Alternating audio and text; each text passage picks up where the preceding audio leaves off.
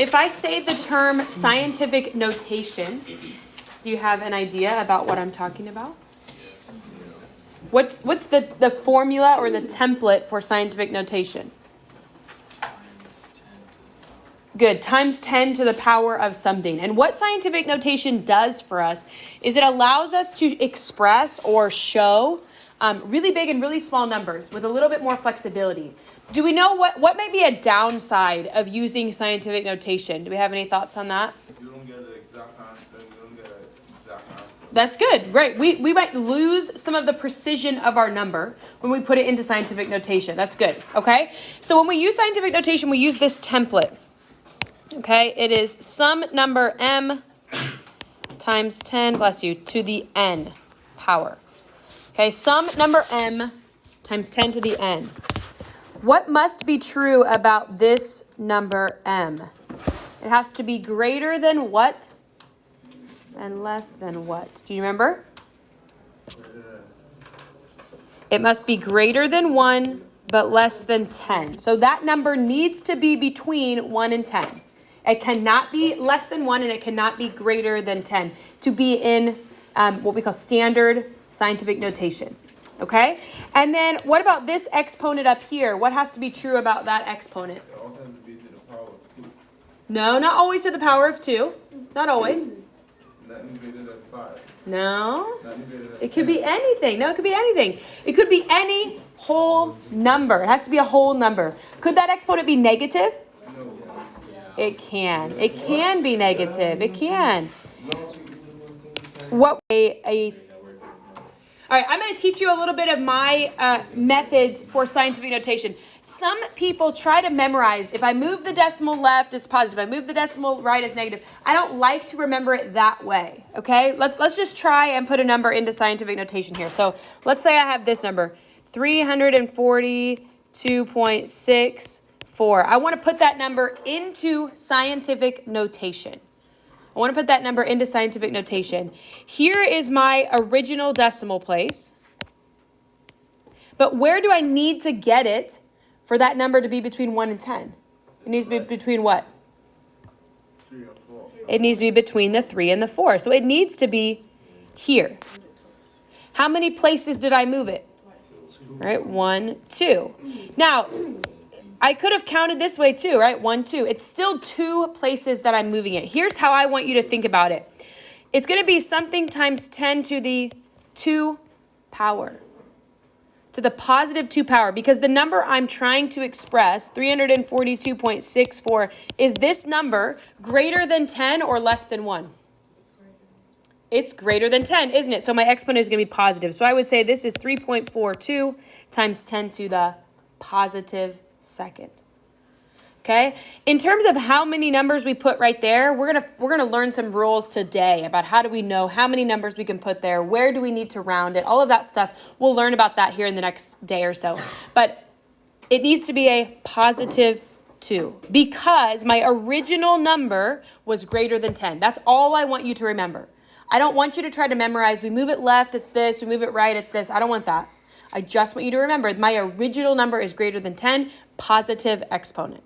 Okay, so you might even write that on your slide here, right? If our number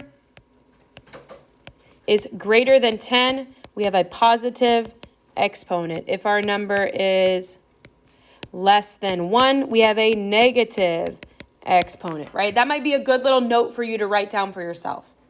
Okay, so if the number we're trying to express is less than 1, our exponent would be negative.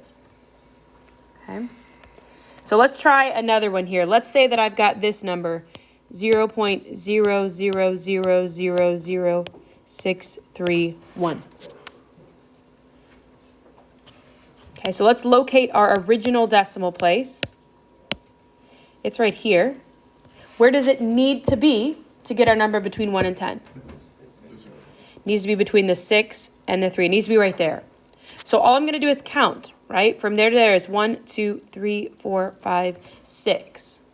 So in scientific notation, our number would look like this. 6.31 times 10 to the what? The positive 6 or negative 6? Negative 6, right? Because my original number was less than 1. Okay.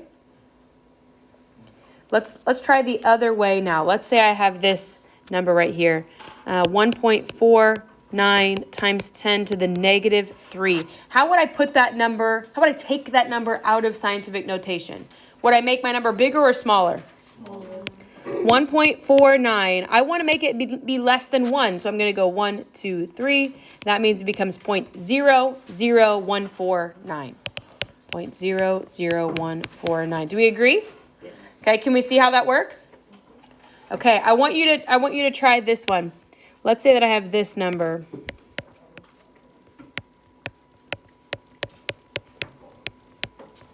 I want you to put that number into scientific notation. Into scientific notation. Okay, go ahead and try that one. I'm going to give you about a 30-second head start, and then I'll put it up on the board here. Oh, I forgot to take attendance. Put that number into scientific notation.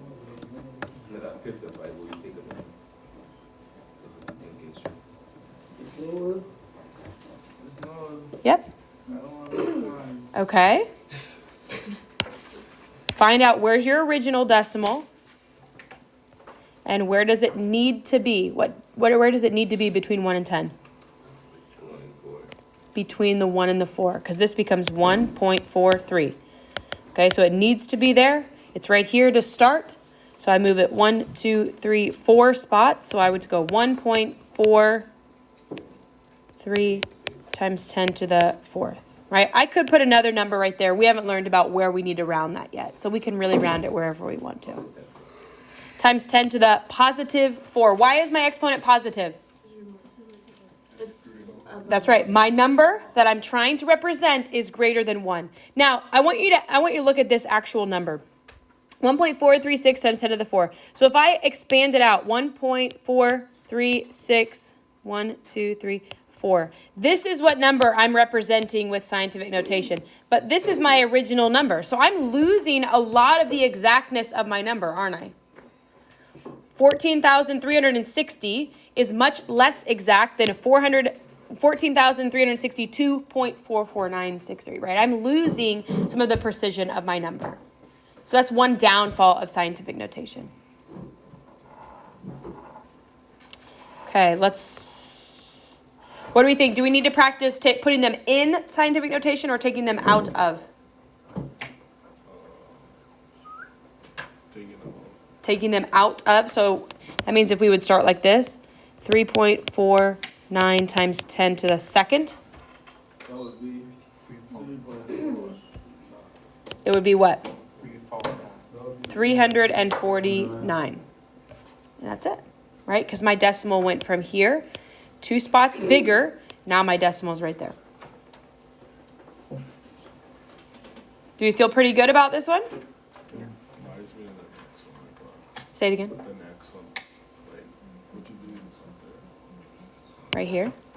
Yeah. So we'll try that one again, okay? So what we're going to do is put them into scientific notation. So let's say we have 0.003479. It would be a negative exponent. See if you can figure it out. What I want you to do, okay, I want you to try this. I want you to put it in scientific notation, but I only want your answer to have 2 decimal places. So when you write it out, this times 10 to the something, I only want you to have 2 decimal places right there. Okay, see if you can do that. So you might have to round. I know it's a negative 10 to the 3rd one, right? To the negative 3. Mm-hmm.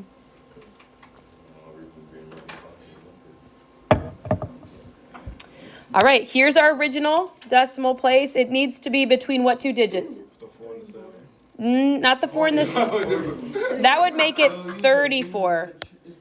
That's okay. It's okay. 3 and 4. It's no big deal. Excuse me. All right, so it needs to be between the 3 and the 4. 3.4 what? 3.48. Good. Why did we bump that up to an 8? This right here causes my 7 to round up. What's our rules for rounding? What number? 0 to 4, it stays the same. 5, it rounds up. Okay, a 5 or above, it rounds up. So 0 to 4 stays the same. 5 or above, it rounds up. So that's why we'd say 3.48 times 10 to the what? 3. Positive 3 or negative 3? Negative 3. Negative 3, because our number was less than 1. Okay, we need to become pretty good at scientific notation, so I need to know what questions you have about that. If I have a number that looks like this, 1, 9, 6, 3, 4. Right? Sometimes we have a habit of wanting to take our decimal all the way to the end of our numbers, but we don't have to. Our decimal needs to go from its original place to a place where we get between 1 and 10. So it's between the first 2 digits. So this, how many spots do we have to move it? 2. Okay, so 1.96 times 10 to the 4th. To the positive 4, right? Positive 4 because my original number, 19,000 something, is greater than 10. Okay. I want to try one similar to that. Okay, what about 0.00000431678? I'm going back. I'm going between. Okay, I'm going to give you a couple minutes. I don't want you to say anything. I want you to get all the way to a finished answer, and I want it to have something point something something times 10 to the whatever. So I want 2 decimal places in your final answer. Okay?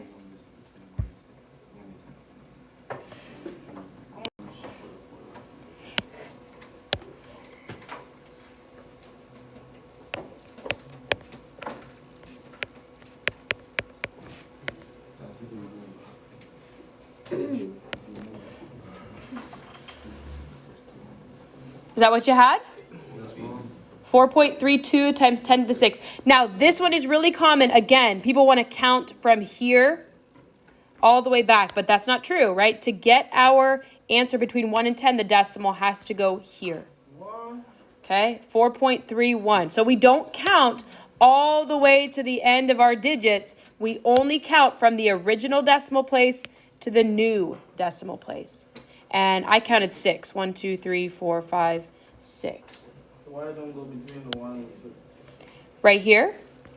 Because that would make our number 431.6 something. Remember, and this number has to be between 1 and 10. So 4.3 gets us between 1 and 10. Okay. Why did my number end up like this, 4.32? Right. Here's where I would have stopped. But I have to go check my next number and decide, does that round my final number up or down? And in this case, it rounded it up. So we had to pay attention to that next digit. Okay. Are we feeling good? We'll get some more practice with this as we continue. Okay, let's go ahead and move into for us to have another topic called significant figures. Have you heard that term before? Significant figures, okay?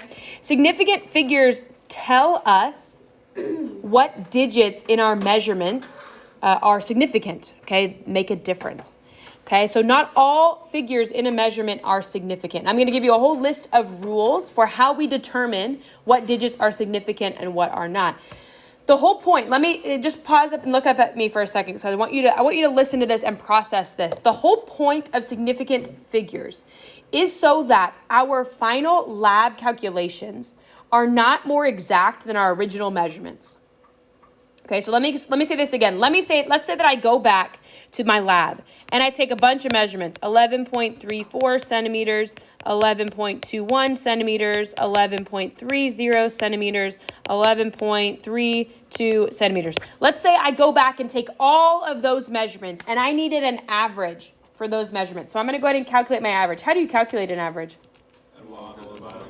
Good. Add them all up and then divide them, in this case, by 4, because I have 4 measurements. So if I do that and I find the average, it gives me this, 11.2925 centimeters. Now, I can't report that as my average because it would appear that I was able to measure all of my measurements to 4 decimal places. But did I do that? My original measurements only had 2 decimal places. So I can't report my final answers as more exact than my original measurements. Does that kind of make sense? That's the whole point of significant figures. So sometimes we kind of fall into these rules and then we don't really understand why we're doing them. But it's because we cannot report data that is more exact than our original measurements. Okay, that's the point. So I'm going to kind of get into our rules here, but I want you to understand why that is, okay? So here is our rules for significant figures. Did I print these for you or do you have to write them in? We printed all the rules? Yes? No? Oh, wait. Okay, that's okay. Sorry. All right, so let's talk through our rules and then we're going to do an example for each one. Okay, the very first rule says all non-zero digits are significant. Okay, the only questions we have about significant figures has to do with zeros. So any number that is not a zero, we consider significant, right? We thought about that number, that digit, and so we had to do it. So this number, 346, I'll say grams, has how many significant figures? 3. 1, 2, 3. All of my digits or my figures in that number are significant. Easy enough, right? Yes? No? Okay. What about this one? 34.39 grams. How many sig figs? 4. Good. Okay, that first rule is easy because there's no questions about it, right? It's just whatever you see there that is not a zero is for sure significant. The next one says zeros to the right of digits after the decimal point. That's really important. To the right of digits after the decimal point. This would be an example like this, 8.00 centimeters. 8.00 centimeters. How many sig figs? 2, 3. 3. Zeros to the right of digits after the decimal point are significant. These are significant, so 1, 2, 3. Those are significant because they tell us how exact our measurement is. Remember we went back to the lab and we did our measurements and we said we read one and then we estimate one, right? This is telling us that we think it's exactly 8.00 centimeters. So this would be 3 sig figs. Okay? So why is it all zeros to the right? Zeros to the right of digits. These zeros are coming to the right of that 8, and they're after the decimal point. It's only 2 zeros. Sure. The ones that we see to the right of the digits after the decimal point are significant. So what about this number right here? What about this number right here? How many sig figs does this one have? 4. 1, 2, 3. Those are all non-zeros, so we know they're significant. And this 0 comes after the decimal point, so it's significant. Okay, it comes after digits and after the decimal point. All right, next one says zeros between digits are significant. I think this one's a really easy rule because zeros between digits would be like this, 304. That's just part of the number, isn't it? Right? So it doesn't have any question about it. So this would have 1, 2, 3 sig figs. It's just a 0 that comes between digits. What would this one have?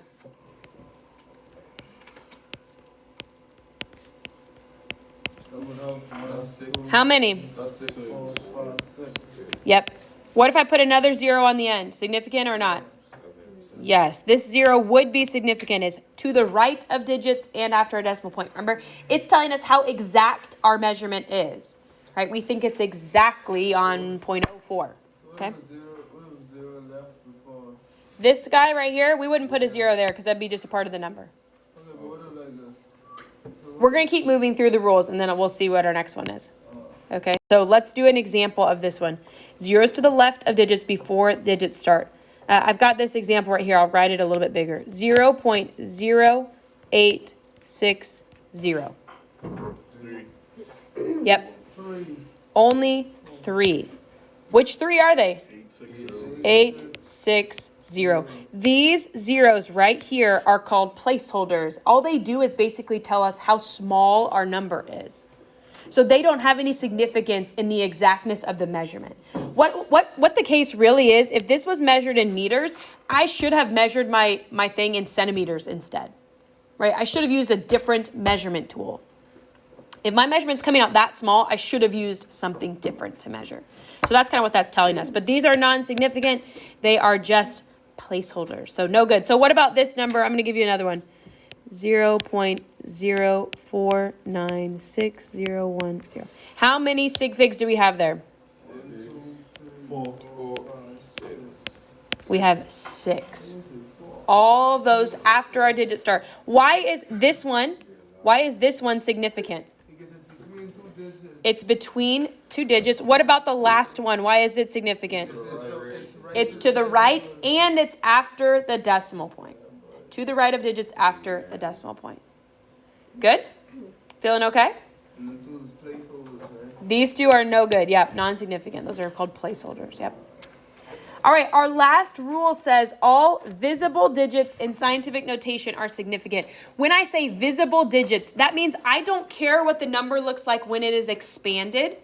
All I care about the number is what I can see in scientific notation. So if I have 3.96 times 10 to the 10th, I don't care what that number looks like when I add 10 zeros onto the end of it. Okay, in this case, 8 zeros, but I don't care what that looks like. All I know is that we have 1, 2, 3 sig figs. So that tells me right there, what I can see in scientific notation is significant. We don't care about the expansion part of it. So that means that we are allowed a lot of flexibility with scientific notation.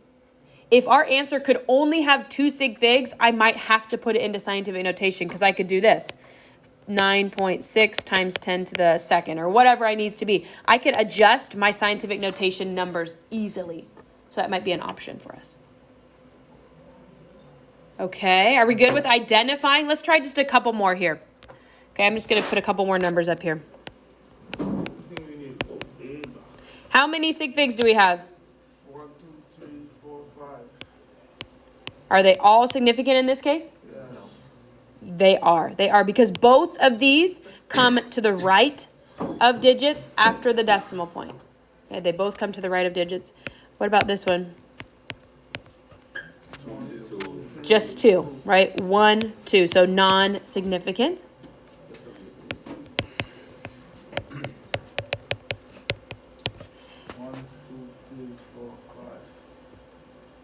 What do we think? 5. I agree. All the visible digits here in scientific notation. Okay, very good. Very good, very good. Does it go? I'm looking at the wrong. Now, there are some numbers that leave us with some uncertainty, okay, or some ambiguity. They are called ambiguous numbers. Ambiguous means uncertain. So ambiguous numbers are numbers that have zeros at the end with no decimal place. Okay, I call these trailing zeros. They have zeros at the end with no decimal place. And that means I don't know, has that number been rounded up to 120,000 or is it exactly 120,000? I just don't know. So I can't put a number of significant figures on it. Leon, are we going to make it? Okay, 120,000, I don't know how many sig figs there are. So if I would ask you to identify how many sig figs is in this number, you don't even have to give an answer. You just could say ambiguous. Okay, you need to remember the word for it, ambiguous. Ambiguous. Or you could put A-M-B for ambiguous. So it is going to be our goal to not ever answer with ambiguous numbers. Okay, we don't ever want to give ambiguous numbers as an answer. Is this number ambiguous? No. Yeah. It is. Why is it ambiguous? Because I have a 0 at the end with no decimal point. I have a 0 at the end with no decimal point. So this number is ambiguous. This number is ambiguous. This number is ambiguous, right? These numbers, those are all ambiguous numbers. They have zeros at the end with no decimal place. So it's going to be our goal to never turn in answers that are ambiguous. Yes, I'm not into it. What do we do? How could we fix an ambiguous number? So if I come out with my calculations and my number is supposed to be 70, How could I make it not ambiguous anymore? Put a point between the 7 and Okay, I could put a point, but what automatically follows a point? A 0. So now I have how many sig figs? 3. I have 3. But let me ask you this. What if my answer was only allowed to have 2 significant figures? What would I do? I put the point. You put it between the 7 and No. Okay, so if I put it between the 7 and the 0, it would look like this, 7.0. Is that the same number as this? No, I would put it in the No. front of the 7 and out of times. 0. You just have a 7 0. You put times 10. Put it in the front of 7 and out So of can I just do this? No, but after Nah, that doesn't work, because here's why I can't do this. Having a point here automatically assumes a 0 after it. So no good. So what else could I do? Put a point in the front of the 7 and put a 0. So put a 0.70. But anywhere Put a point 0 in is, the it front follows of a 0, so 0 would have to be at the front as well. That's therefore. Okay, so here's my question. What did we just learn? What did we just learn? Or we It's can a put place. kind It's a placeholder, so it doesn't matter. It's gonna be 2. It's going, see, that's what I'm saying. Okay, but look, this is not the same number, is it? No. I want to represent the number 70 with only 2 sig figs. How can I do it? Put a times 10 to the power. There we go. I need to put it times 10 to the first power. I got to put it into scientific notation. Scientific notation allows us to answer our problems in any number of sig figs that we want, because we could put as many decimals on here as we want, right? As many as are allowed. So there's 2 ways that we can fix an ambiguous number. Okay, write this down. To fix an ambiguous number. Do you know this is the sign for number? Yeah. Okay, it had a meaning before hashtag, so it means number. Okay, fix an ambiguous number. You either add a decimal or put it into scientific notation. Okay, those are our 2 options for how we could fix an ambiguous number. Because our goal is to never turn in ambiguous numbers as an answer. It'll get you a frowny face on your test. Okay, frowny face. So I can't put ambiguous? Nope. Well, if I'm asking you how many sig figs, you could answer ambiguous. But if you're answering a question and your answer comes out to be 300, then you got to fix that because that's ambiguous. Okay, so we don't ever want to give an answer to a math problem as ambiguous. Okay? So now, how do I know how many significant figures I'm allowed in my answers? We're going to go through some rules about math. I know we're doing a lot here, but we're going to get there, okay? How do we know how many significant figures I'm allowed to have in my answer? Well, there are 2 categories of rules, 2 sets of rules. And I'm going to tell you right now, these are easily and often confused, okay? So just make sure you're highlighting these, circling them, whatever you need to do. But we're going to talk first about the rules for adding and subtracting, okay? When I add or subtract, I do the math, and then I round my answer to the fewest number of decimal places involved. When I say decimal places, what does that mean? Decimal place point. What does that mean? It means digits after the decimal place. So we're not even really counting sig figs here. We're only really counting the digits after the decimal place. So you do the math, then you round your answer to the fewest number of decimal places that you started with. Okay, because remember, my answer cannot be more exact than any of my original measurements. So let's look at this question right here. 12.520 plus 14.0. So how many decimal places does my first number have? How many decimal places? It has, I see 3. 1, 2, 3. Right, here's my decimal. I see 1, 2, 3 decimal places. Agreed? What about my next one? How many decimal places does 14.0? It has 1. So how many decimal places will I be allowed in my answer? 3. No, I round to the fewest number of decimal places that we started with. This one has 3 and this one has 1. So my answer is only allowed to have 1 decimal place. So does this answer work? No. 26.5. It just needs to be 26.5. 0.5, right? Because I'm going to stop here at 1 decimal place, but does my 2 make it round up or stay? It makes it stay. So my answer is 26.5, right? One of my original measurements only had 1 decimal place, so that's where I have to round my answer to the fewest number of decimal places involved. Let's do a couple more practice. Let's scoot over to the side here and do a couple more practice. So let's say that I have 13.00 plus 12.9 plus 14.120. Okay, and I want to add those together. Go ahead and grab your calculator. Do you have your calculator with you? Grab it and try it.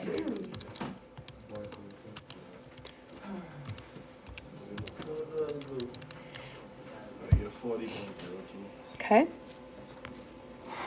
So we get 40.02. Now we need to go back and check, right? We always do the math and just write out our answer. Now we're going to go back and check our sig fig. So in my first measurement here, how many decimal places do I have? 2. In my second measurement, how many decimal places? And in my third measurement, how many decimal places? Okay, so how many decimal places does my answer get? Only 1. I have to go back and look at my fewest number, my smallest number of decimal places. So I only get 1 decimal place in my answer. Does my 2 cause that to round up? No. So my answer is just 40.0. And is that number ambiguous? No. It's not, because it's got my decimal place, so we're good to go. Right? So when it's like this, you just look for the fewest one. Fewest number of decimal places. That's our rule when we add and subtract. We're going to get a different rule for multiplying and dividing. Okay? Adding and subtract, we're looking at decimal places. All right, let's try one more. One more. Yeah, thank you.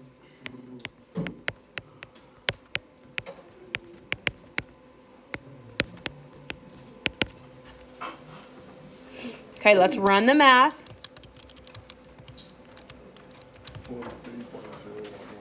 43.011. So now we have to decide, can our answer stay like that? No. I need to look at all of my starting amounts. This measurement right here, does it have any decimal places?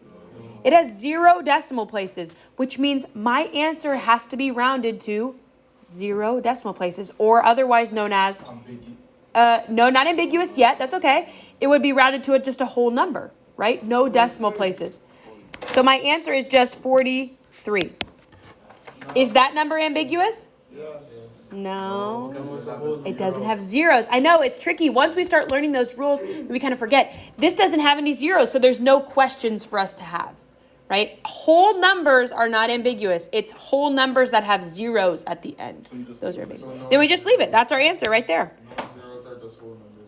Say it again. Non-zeros are just whole numbers. Right. Yep. So look how much of my exactness I lost, right? This measurement was 3 decimals, this was 2, but because I took my original measurement with no decimals, I had to lose a lot of that in my final answer. Okay, are we feeling better about the adding and subtracting rules? One more, let's try one more.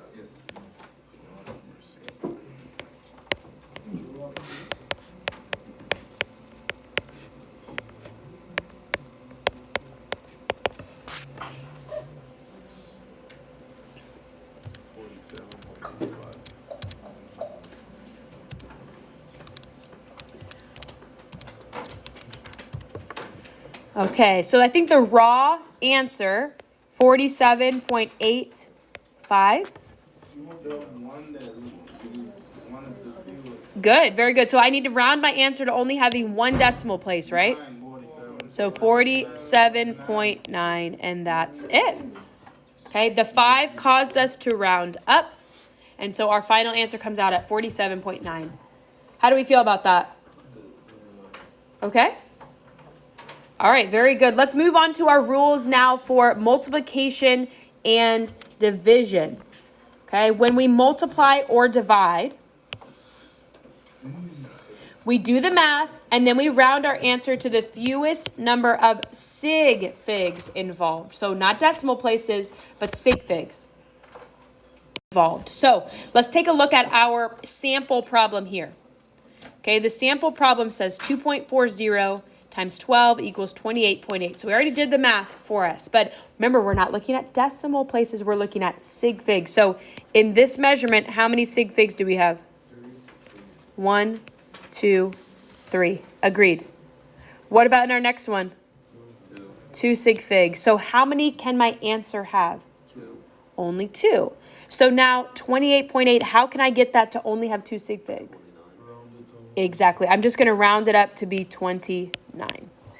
Right, that was a pretty simple fix. Sometimes our fix will not quite be that simple. Okay? Let's try a couple more multiplying and dividing ones.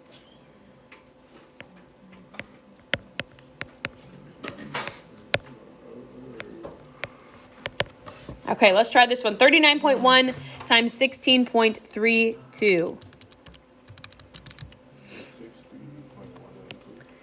638.112. So I do the math, just like I know. Do the math, and then I can go back and look, okay? So we're looking at sig figs, not decimal places, sig figs. So my first measurement right here, how many does it have? It has 3. 1, 2, 3. What about my next one? How many does it have? 1, 2, 3, 4. So how many does my answer get? 3. Just 3.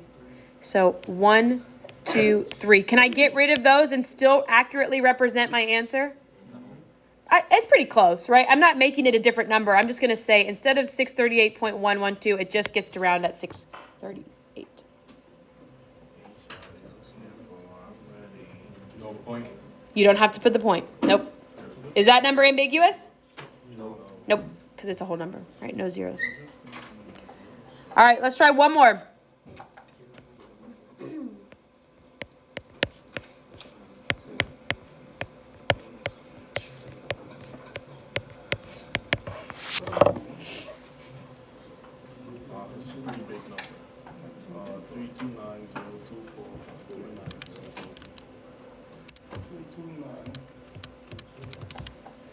Okay, so we get a big number here. 329,024.3902. We got a big number here. Can we keep that number? No. We can't. Okay, so let's look. How many sig figs in my first measurement? 4. Okay, there's 4. And then how many in my next one? 2.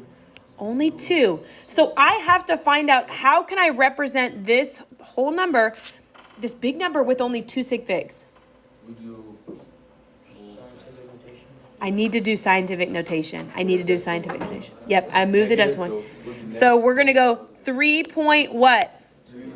3.3. 3.3 times 10 to the 1, 2, 3 times 10 to the 5th. 3.3 times 10 to the 5th. Why was it not 3.29? Because you're wrong. Okay, more specifically, why was... That's right. I have to have 2 I only get 2 sig figs in my answer. If I would do this 3.2 times 10 to the 5th, that would be representing like 320,000. But this represents 330,000. So which is closer to our original number here? That one's closer, right? The 9 causes me to round up. So do you see how we had to do several extra steps there? Can you go to the drink water to the bathroom? Okay, do you see how we had to do extra steps? We had to not only put it into scientific notation, but we also had to round our answer correctly, based on the fact that I was only allowed 2 sig figs in my answer. You can either do it on that sheet or whatever, but I'm not going to collect them. No, you can just do them in your notes.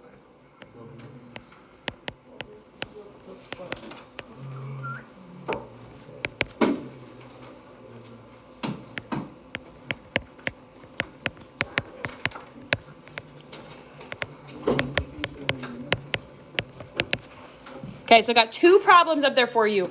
I want final answers after they've been rounded correctly, after they've been done, whatever you need to do. I want final answers. One of them is multiplication and one of them is addition. 2 decimal places. So do I need to change my answer at all? No, I think it actually just worked out. I can keep it just like it is, right? Because each of them had 2 decimal places. So my answer gets 2 decimal places.